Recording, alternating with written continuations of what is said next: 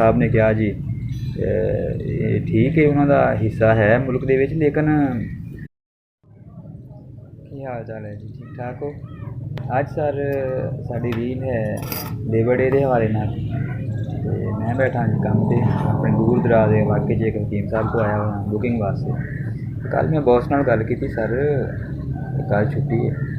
ਮੇਰੇ ਕੋਲ ਕਿਹਾ ਕਿਹੜੀ ਛੁੱਟੀ ਆ ਗਈ? ਕਿਹਾ ਸਰ ਕੱਲ੍ਹ ਲੇਬਰ ਡੇ। ਮੈਂ ਕਿਹਾ ਯਾਰ ਲੇਬਰ ਡੇ ਹੈ ਉਹ ਯੂਰਪ ਵਾਲੇ ਲੋਕਾਂ ਵਾਸਤੇ, ਤੁਹਾਡੇ ਵਾਸਤੇ ਕਿਹੜਾ ਲੇਬਰ ਡੇ ਹੈ? ਛੁੱਟੀ ਕਰਨੀ ਹੈ ਅਗਰ ਤਾਂ ਉਹ ਕਰਨਗੇ ਅਫਸਰ ਲੋਕ, ਉਹ ਕਰਨਗੇ ਐਗਜ਼ੈਕਟਿਵ। ਤੁਸੀਂ ਆਪਣਾ ਕੰਮ ਕਰੋ, ਤੁਹਾਡੇ ਨਾਲ ਤਾਂ ਸਾਡਾ ਐਗਰੀਮੈਂਟ ਕੋਈ ਨਹੀਂ। 12 ਘੰਟੇ ਅਸੀਂ ਤੁਹਾਨੂੰ ਤੁਰਨਾ ਹੁੰਦਾ, ਜਿੱਦਣ ਤੁਸੀਂ ਨਾ ਆਏ ਅਸੀਂ ਤੁਹਾਡੀ ਤਨਖਾਹ ਕੱਟਣੀ ਹੁੰਦੀ ਹੈ। ਤੁਸੀਂ ਪਤਾ ਨਹੀਂ ਕਿਹੜੀ ਲੇਬਰ ਬਣੇ ਫਿਰਦੇ ਅਤੇ ਕਿਹੜੀਆਂ ਤੁਸੀਂ ਸਹੂਲਤਾਂ ਲੱਭੀ ਜਾਣੇ ਅਤੇ ਕਿਹੜਾ ਤੁਹਾਡਾ ਲੇਬਰ ਡੇ।